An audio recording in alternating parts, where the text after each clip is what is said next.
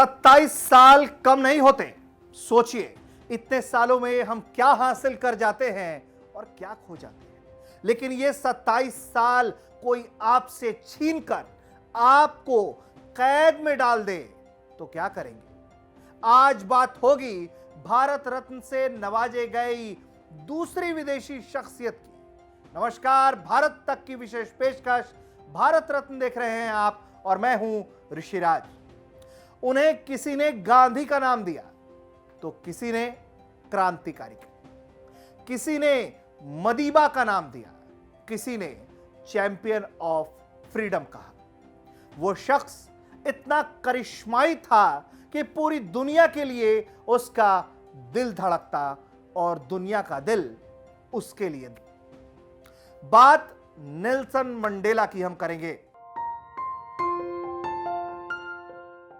मेवजो, Eastern Cape, दक्षिण Africa, तारीख 18 जुलाई साल 1918। गेडला हेनरी और नेक्यूफी नोस्केनी के यहां पैदा हुआ रोली लहाला। नाम का मतलब निकाले तो उपद्रवी। रोली लहाला के पिता जनजातीय सरदार थे। वहां के स्थानीय भाषा में सरदार को मंडेला कहते हैं। तो रोली लहाला अपने पिता के 13 भाई बहनों में तीसरे संतान थे। वहीं अपनी माता के वो पहले संतान थे। शुरुआती जीवन के पन्नों को पलटने पर मालूम पड़ता है कि रोली लहाला की शुरुआती पढ़ाई क्लार्कबेरी मिशनरी स्कूल से होती है। हालांकि रोली लहाला की मां नोस्केनी मेथोडिस्ट थी। शुरुआती पढ़ाई करने के बाद उनकी स्कूली शिक्षा मेथोडिस्ट मिशनरी स्कूल से हुई। लेकिन मुसीबत तो घर पर दस्तक दे चुकी थी। 12 साल की छोटी सी उम्र में पिता की मृत्यु ने उन्हें झकझोर कर रख दिया। पिता के निधन के बाद उनको थेम्बू समुदाय के प्रमुख जोंगी तांबा जेलियान जायोबो ने गोद ले लिया। मंडेला अपने छोटे से गांव को छोड़कर थेम्बू लैंड स्थित थेम्बू प्रमुख के शाही घर में आ गए। मंडेला को क्लार्कबरी बोर्डिंग इंस्टीट्यूट और वेल्जियन कॉलेज जैसे संस्थान में पढ़ने का मौका मिला। मंडेला अपने परिवार के पहले सदस्य थे जिन्होंने स्कूल की पढ़ाई की। सबको लगता था कि यह बच्चा घर के भविष्य को बदलेगा, खुशहाली लाएगा। लेकिन मंडेला का दिल तो कुछ और ही चाह रहा था।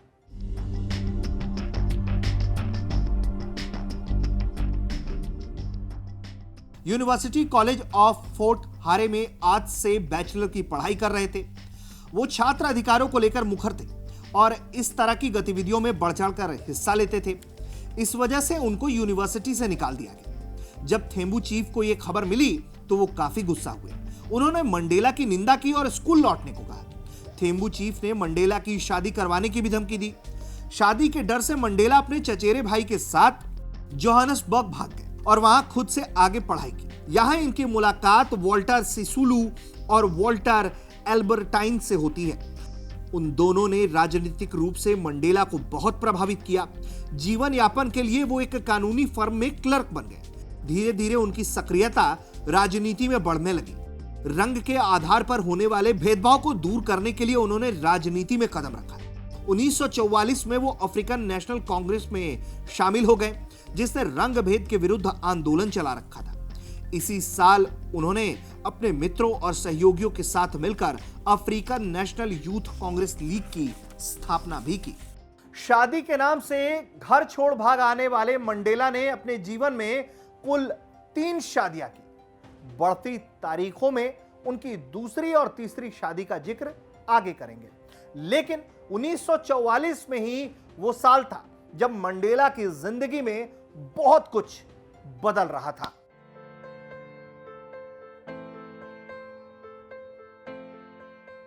उन्होंने पहली शादी अक्टूबर 1944 को अपने मित्र और सहयोगी वॉल्टर सिसुलू की बहन इवलिन मेस से की। उनसे मंडेला को 2 बेटा और 2 बेटियां हुई। एक बेटी की पैदा होते ही मौत हो गई। खुशियां ज्यादा दिन नहीं टिक सकी क्योंकि मंडेला का विचार तो क्रांति का था। साल 1947 में वे African National Congress Youth League के सचिव चुन लिए गए उधर एवलिन के साथ वो 1955 से ही अलग हो गए, जिसके बाद उनके तलाक का औपचारिक ऐलान साल 1957-58 के बीच होता है। मंडेला ने 1958 में अपनी दूसरी पत्नी विनी मेडी जेला से शादी की। यह शादी 1996 तक चली। इस दौरान उनकी पत्नी उनके खूब सपोर्ट में रही। रंग भेद के खिलाफ आवाज उठाने के कारण मंडेला पर मुकदमा जड़ दिया गया। 4 साल तक संघर्ष चला, जिसमें अदालत ने उन्हें निर्दोष माना। 5 अगस्त 1962 को उन्हें मजदूरों को हड़ताल के लिए उकसाने और बिना अनुमति देश छोड़ने के आरोप में गिरफ्तार कर लिया गया। उन पर मुकदमा चला और 22 जुलाई 1964 को उन्हें उम्र कैद की सजा सुनाई गई। सजा के लिए उन्हें रॉबिन द्वीप की जेल में भेज दिया गया, लेकिन सजा से भी उनका उत्साह कम नहीं हुआ। उन्होंने जेल में भी अश्वेत कैदियों को लामबंद करना शुरू कर दिया। जब मंडेला जेल में थे तो उनके परिवार के 2 सदस्यों की मौत भी हुई। उनकी मां का निधन साल 1968 में हो गया। उनके बड़े बेटे थेम्बी का निधन उसके अगले साल हो गया। मंडेला को अपने परिजनों के अंतिम संस्कार तक में जाने की अनुमति नहीं दी गई। मंडेला को कथित रूप से कम 3 बार जेल से रिहा करने का ऑफर मिला, लेकिन हर बार उन्होंने ऑफर को ठुकरा दिया। जेल से रिहा किए जाने की शर्त उनको मंजूर नहीं थी। शर्त के मुताबिक उनको अपने पहले की गतिविधियों को गलत करार देना था। मंडेला के साथ नाइंसाफी कुछ ऐसी रही कि दक्षिण अफ्रीका में लोग उनकी आवाज से आवाज मिलाने लगे। लोगों को लगने लगा कि वो उनके अपने हैं। उनकी दूसरी पत्नी भी उनको जेल से बाहर निकालने के लिए लगातार सक्रिय आंदोलन करती रही, और यही कारण था कि लोगों को लगने लगा जैसे कोई उनके घर के सदस्य पर अत्याचार हो रहा हो। यही कारण है कि जेल में कैद होने के बाद मंडेला की लोकप्रियता घटी नहीं, बल्कि बढ़ती चली गई। हालांकि अव्यवस्थित रहते हुए मंडेला लंदन विश्वविद्यालय के पत्राचार कार्यक्रम के माध्यम से बैचलर ऑफ लॉ की डिग्री हासिल करने में सक्षम रहे। दक्षिण अफ्रीकी खुफिया एजेंट गॉर्डन विंटर के 1981 में एक संस्मरण में मंडेला के भागने की व्यवस्था करने के लिए दक्षिण अफ्रीकी सरकार द्वारा एक साजिश का वर्णन किया गया था, ताकि उसे हटाए जाने के दौरान गोली मार दी जाए। ब्रिटिश खुफिया एजेंसी द्वारा साजिश को नाकाम कर दिया गया था। जीवन के 27 साल कारागार में बिताने के बाद आखिरकार 11 फरवरी 1990 को मंडेला की रिहाई होती है। रिहाई के बाद समझौते और शांति की नीति द्वारा उन्होंने एक लोकतांत्रिक और बहुजातीय अफ्रीका की नींव रखी। इसी साल 1990 को भारत सरकार ने उन्हें भारत रत्न के सम्मान से नवाजा, क्योंकि उन्होंने गांधी के पथ यानी कि अहिंसा के सहारे ही अश्वेत लोगों की आजादी का रास्ता तय किया। जेल से रिहा होने पर नेल्सन मंडेला ने तुरंत विदेशी शक्तियों से संवैधानिक सुधार के लिए दक्षिण अफ्रीकी सरकार पर अपने दबाव को कम नहीं करने का आग्रह किया, जबकि उन्होंने कहा कि वो शांति की दिशा में काम करने के लिए प्रतिबद्ध है।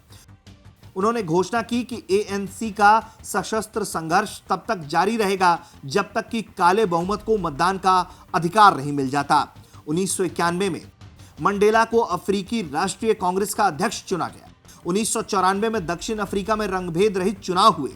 अफ्रीकन नेशनल कांग्रेस ने 62% मत प्राप्त किया और बहुमत के साथ उनकी सरकार बनी। 10 मई 1944 को मंडेला अपने देश के सर्वप्रथम अश्वेत राष्ट्रपति बने। दक्षिण अफ्रीका के नए संविधान को मई 1996 में संसद की ओर से सहमति मिली, जिसके अंतर्गत राजनीतिक और प्रशासनिक अधिकारों की जांच के लिए कई संस्थाओं की स्थापना की गई। 1996 में ही उनकी दूसरी पत्नी से उनका तलाक हो गया। 1997 में वो सक्रिय राजनीति से अलग होने लगे और साल 1998 में उन्होंने अपने 80वें जन्मदिन पर ग्रेस मेकल से तीसरा विवाह किया। ग्रेस मेकल की शादी पहले मोजाम्बिक के राष्ट्रपति सैमोरा मैसेल से हुई थी। उन्होंने साल 1999 में कांग्रेस अध्यक्ष का भी पद छोड़ दिया। 2007 की बात है। नई दिल्ली में हुए सम्मेलन में उन्होंने अपने एक वीडियो संदेश में कहा कि दक्षिण अफ्रीका में शांतिपूर्ण बदलाव में गांधी की विचारधारा का योगदान छोटा नहीं है। उनके सिद्धांतों के बल पर ही दक्षिण अफ्रीका में रंगभेद की घृणित नीति के कारण समाज में गहरा भेदभाव खत्म हो सका। मंडेला के लेखों और भाषणों को संग्रहित किया गया। एक किताब the struggle is my life के एक लेख में उन्होंने कहा था, दुनिया की कोई भी ताकत दबे कुचले लोगों के उस आंदोलन को मिटा नहीं सकती जिसमें उन्होंने जनता विरोधी सत्ता को उखाड़ फेंकने का संकल्प किया हो। इसी लेख में वो आगे कहते हैं कि जब कोई सरकार निहत्थे लोगों के शांतिपूर्ण आंदोलन को दबाने के लिए अपनी पूरी ताकत झोंक दे तो ये मान लेना चाहिए कि सरकार को उस आंदोलन की ताकत समझ में आ गई है। संयुक्त राष्ट्र महासभा में नेल्सन मंडेला अंतर्राष्ट्रीय दिवस को विश्व भर में मनाने का निर्णय नवंबर 2009 में लिया गया। पहला नेल्सन मंडेला अंतर्राष्ट्रीय दिवस मंडेला के 92वें जन्मदिन के मौके पर यानी कि 18 जुलाई 2010 को मनाया गया। मंडेला को विश्व के विभिन्न देशों और संस्थाओं द्वारा 250 से अधिक सम्मान और पुरस्कार प्रदान किए गए। 5 दिसंबर 2013 को फेफड़ों में संक्रमण हो जाने के कारण मंडेला के हॉटन जोहान्सबर्ग स्थित अपने घर में मृत्यु हो गई। मृत्यु के समय उनकी उम्र 95 वर्ष थी। उनका पूरा परिवार उनके देहांत पर उनके साथ ही था। आपको हमारा यह वीडियो कैसा लगा आप हमें कमेंट करके बताइए। देखते रहिए भारत तक। नमस्कार, जय हिंद।